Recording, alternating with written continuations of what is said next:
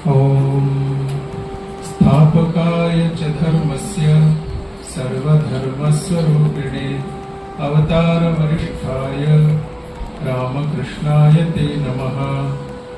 यथाग्नेर्दाहिका शक्ति रामकृष्णे स्थिता ह्य सर्वविद्यास्वरूपान्तां शारदां प्रणमाम्यहम्।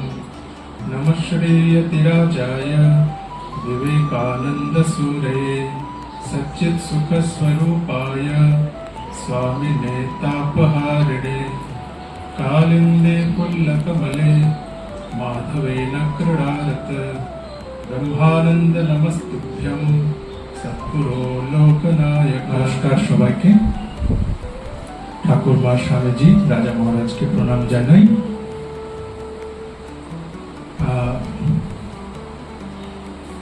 আমি স্বামী দিব্য পুরুষানন্দ পলাশ মহারাজ এখানে গত 1.5 বছর ধরে আছি। তো আমাদের পূজনীয় তপন মহারাজ আমাকে কিছুদিন আগে জানালেন আপনারা আসছেন আপনাদের এই শিকরা কুলিংগ্রাম এবং রাজা মহারাজ সম্পর্কে 2-4 কথা বলবার জন্য। আপনারা সবাই জানেন ঠাকুর মা স্বামীজির জীবন, রাজা মহারাজের জীবন। শিকরা কুলিংগ্রাম সম্পর্কে হয়তো একটু কমই জানেন, তো 2-4 কথা আমি বলবো। আমরা যেখানে বসে আছি এই স্থানটি রামকৃষ্ণ মঠ ও মিশনের ইতিহাসে একটি অন্যতম পবিত্র এবং গুরুত্বপূর্ণ স্থান। রাজা মহারাজ স্বামী ব্রহ্মানন্দ শ্রী শ্রী ঠাকুরের মানস পুত্র, ব্রজের রাখাল, তার জন্মভিটা এটি।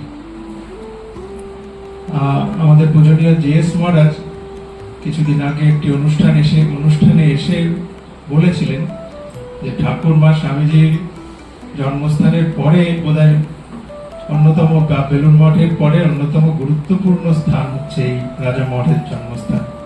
শুনে আমরা খুবই আহ্লাদিত হয়েছিলাম।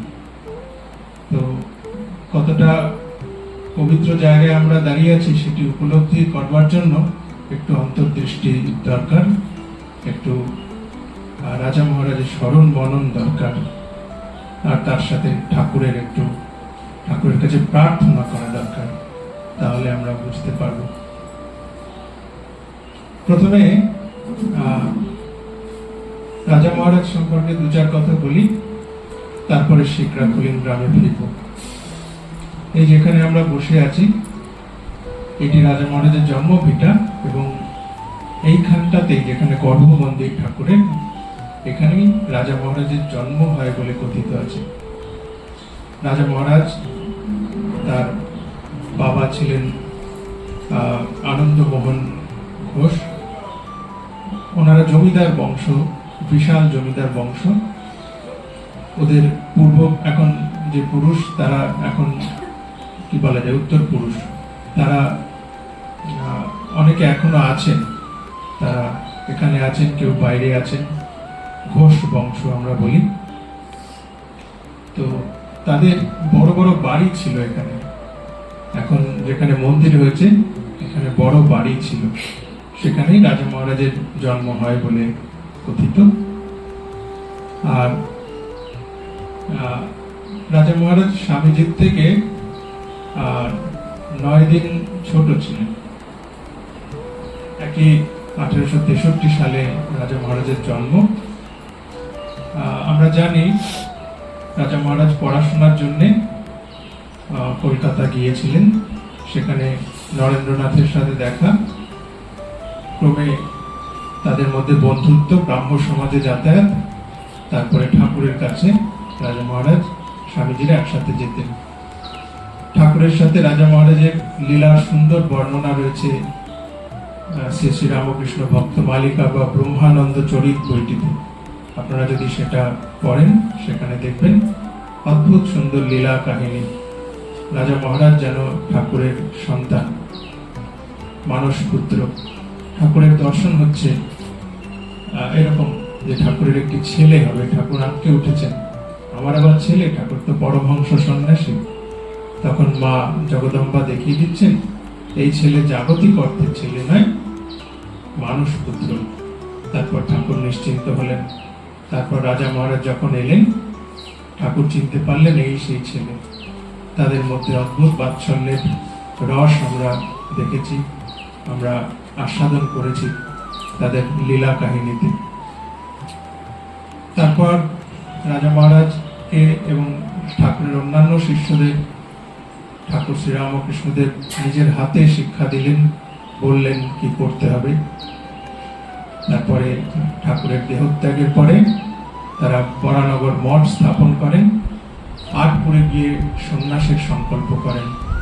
তারপরে ক্রমে তারা সন্ন্যাস নিয়ে রাজা মহারাজ বা রাখাল মহারাজ স্বামী ব্রহ্মানন্দ নামে পরিচিত হন। এবং তারপরে রাজা মহারাজ সারা ভারতবর্ষ পরিভ্রমণ করেন অন্যান্য গুরু ভাইদের মতো পরিব্রাজক অবস্থায়।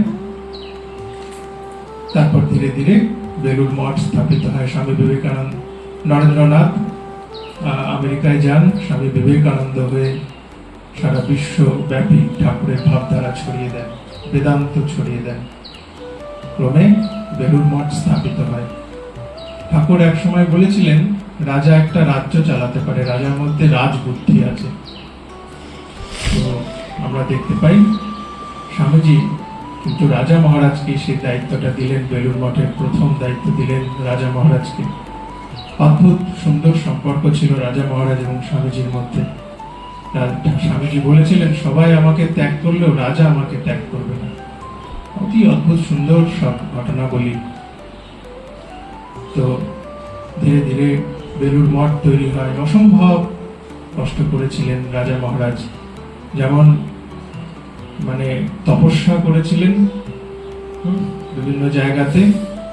ভুবনেশ্বরে আপনারা যাবেন, দেখবেন সেসব জায়গা রাজা মহারাজের তপস্যা এখনো যেন সেই সাক্ষ্য বহন করছে। তারপরে এদিকে তো সাধন ভজন চলছে, তার সাথে বেলুর মঠ নির্মাণের জন্য কত রকম পরিশ্রম, উকিলের বাড়ি ফাইল নিয়ে ছুটছেন। আমরা অনেকে কাজকর্মকে মনে করি সাধন ভজনের অন্তরায়, কিন্তু এই ঠাকুরের পার্শ্বদের জীবন আমরা দেখতে পাবো যে না, সাধন ভজন করেও কাজকর্ম করা যায়, বা কাজকর্ম করেও সাধন ভজন করা যায়। এই জিনিসটা ঠাকুর মা স্বামীজি দেখিয়ে দিয়েছেন, রাজা মহারাজেরা দেখিয়ে দিয়েছেন। মায়ের জীবনী সব থেকে বড় প্রমাণ এ সংসারে থেকেও কিভাবে ভগবানের মন রেখে চলতে হয়। এরকম ভাবে রাজা মহারাজ বেলুর মঠ শুধু নয়, আরো বিভিন্ন জায়গায় কেন্দ্র স্থাপিত হয়, বেলুর মঠের শাখা কেন্দ্র স্থাপিত হয়। রাজা মহারাজ দক্ষিণ ভারতে যান, চেন্নাই মঠ স্থাপিত হয়, আরো কত কি। তারপরে ধীরে ধীরে রাজা মহারাজ জীবনের শেষ অধ্যায় আমরা জানি, রাজা মহারাজের সেই দিব্য দর্শন হয়। তো এই সংক্ষেপে রাজা মহারাজ, আপনারা যে মূল আমাদের টাকি রোড থেকে ভিতরে ঢুকছেন, ঢুকতেই ডান দিকে দেখবেন সেই রাজা মহারাজ, যেমন কৃষ্ণ সখা রাজা মহারাজকে বলা হয়, যে কৃষ্ণের হাত ধরে রাখাল খেলা করছে, সেই অপূর্ব যেন ব্যঞ্জনা ফুটে উঠেছে। সেই মূর্তিটি ওখানে স্থাপিত হয়েছে। নিচে মুক্তেশ্বর মহাদেব মন্দির, উপরে সেই রাখাল রাজা কৃষ্ণের হাত ধরে খেলছেন। তারপরে এটা রাজা মহারাজের জন্মস্থান আপনাদের জানালাম, এখানেই রাজা মহারাজ ভূমিষ্ঠ হন। ডান দিকে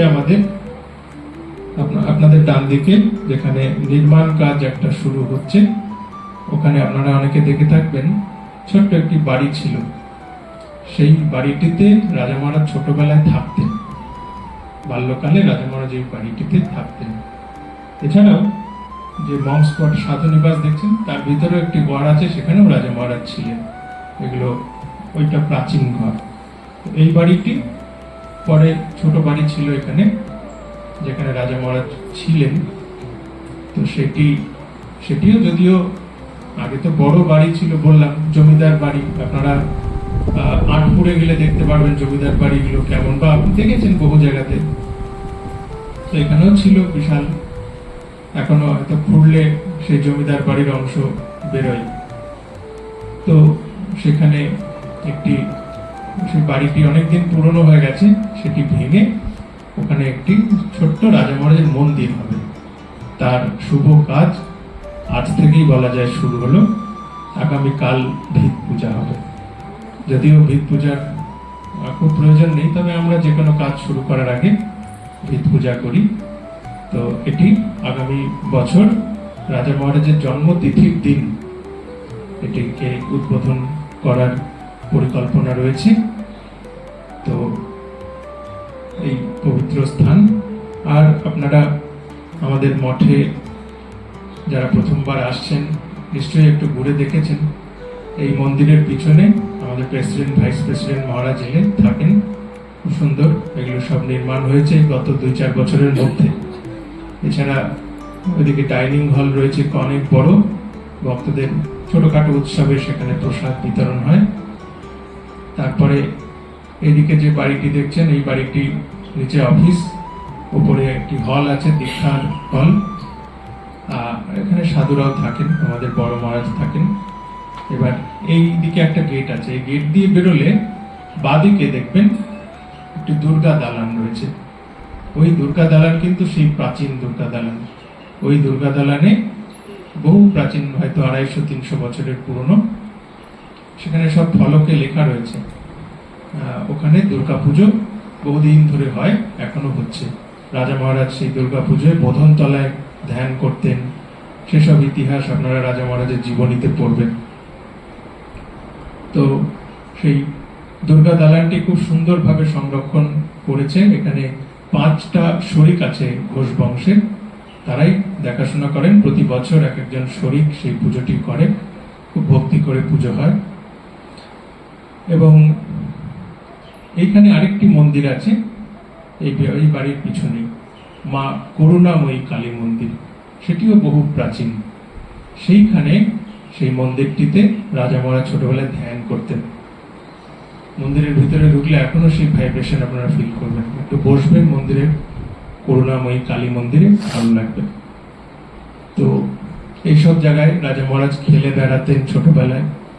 মহাপুরুষ যেখানে জন্মেছেন, সেই বাল্যলীলা আমরা মানুষ চক্ষে দেখলে আমরা একটা অন্যই রাজ্যে ফিরে যাই। আপনারা চেতনানন্দজি, স্বামী চেতনানন্দজির বই পড়েছেন নিশ্চয়ই।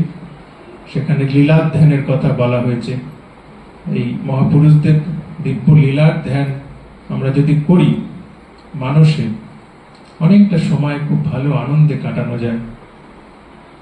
তো রাজা মহারাজ এখানে খেলাধুলা করেছেন, ছোটবেলায় লীলা করে গেছেন। আর আমাদের তারপরে এই মন্দিরটি মোটামুটি 60-এর দশকে মন্দিরটি তৈরি হয়। অনেক পুরনো। বেলুড় মঠ, আগে তো আমরা জানি প্রত্যেকটা আশ্রমই প্রাইভেট আশ্রম হিসেবে মোটামুটি তৈরি হয়ে ধীরে ধীরে বেলুড় মঠ অধিগ্রহণ করে।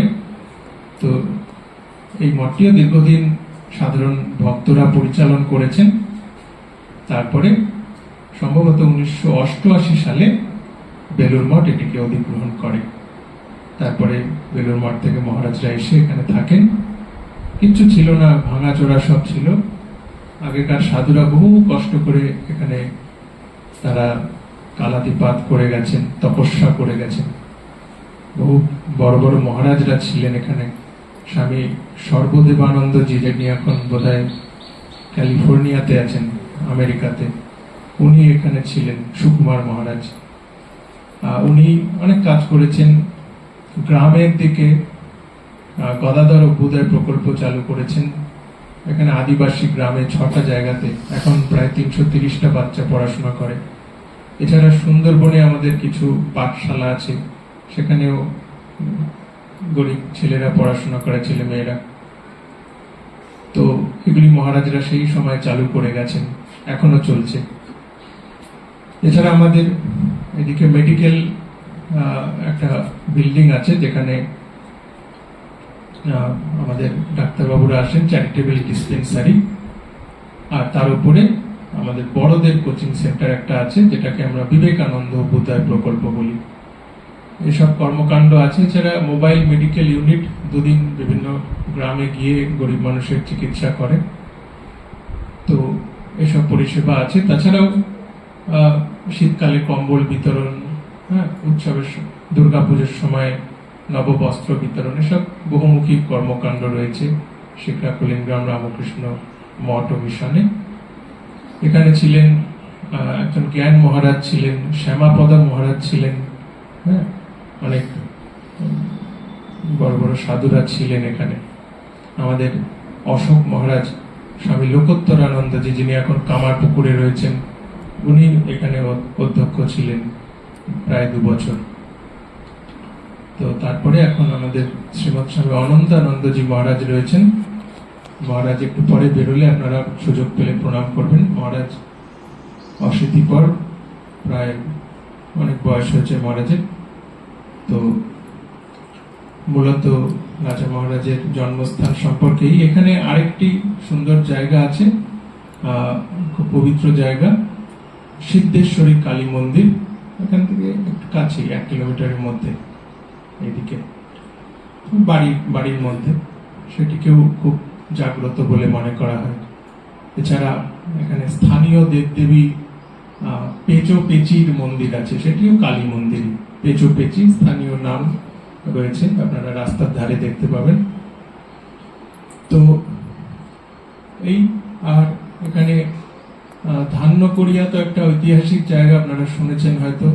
ধান্যকুড়িয়া এখান থেকে 2-3 কিলোমিটারের মধ্যেই। সেখানে কয়েকটি জমিদার বাড়ি এখনো আছে, গায়েন বাড়ি এসব, আর বল্লাল বাড়ি। তাদের বাড়িগুলি বন্ধ থাকে মূলত, কখনো কখনো খোলে ওরা। সেখানে দুর্গা পুজো টুজো হয়, সুন্দর বিশাল সব বাড়ি। ধান্যকুড়িয়া একটা বাড়ি তো জরাজীর্ণ অবস্থা, রাস্তা থেকে দেখা যায়। এক সময় খুব সমৃদ্ধ অঞ্চল ছিল এখানে, মার্টিন রেল চলতো এদিক দিয়ে।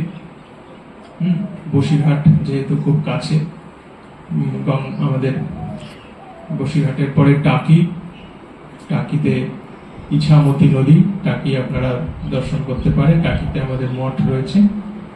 ইছামতির ওদিকে বাংলাদেশ বর্ডার।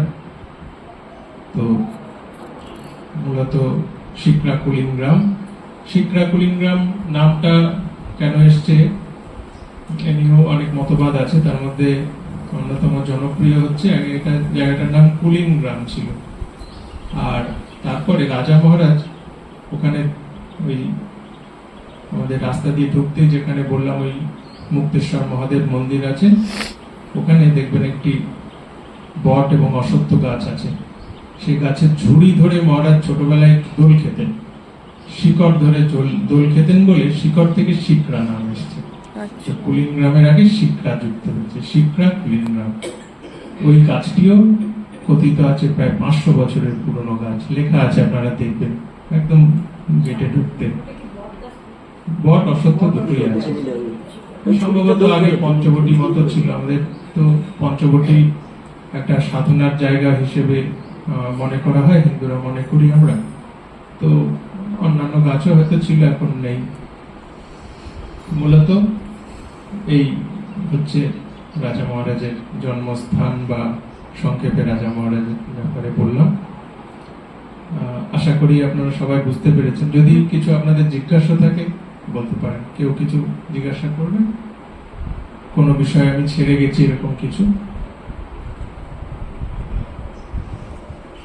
আপনারা জানেন মঠ মানে সাধারণত আধ্যাত্মিক দিকটা দেখে, আর মিশন হচ্ছে ফিলান্থ্রপিক, যেটা আমাদের সেবামূলক কার্য, সবগুলো দেখে। যদিও এখন মঠ মিশনের কার্যগুলির মধ্যে অতটা বিভেদ নেই। তো আমাদের এই সেন্টারটি মঠ এবং মিশন দুটোই। এখানে যেমন সেবা কাজ হয়, তার সাথে 12 মাসে 13 পার্বণ রয়েছে। সমস্ত উৎসবই এখানে হয়, মানে দোল পূর্ণিমা থেকে শুরু করে আপনার ঠাকুরমা স্বামীজির তিথি পূজা, একবেলার অনুষ্ঠান, খুব সুন্দর অনুষ্ঠান হয়, ছোট্ট ঘরোয়া অনুষ্ঠান। মন্দির ছোট, সে সময় আমাদের খোলাপোতা বসিরহাট, কাছাকাছি বেড়াচাপা, এসব জায়গা থেকে, বাদুরিয়া থেকে ভক্তরা সব আসেন, এসে অনুষ্ঠান উপভোগ করেন। দুপুরে সকলের জন্য প্রসাদের ব্যবস্থা করা হয়। এছাড়াও প্রতি বছর দীক্ষাদি অনুষ্ঠান হয়।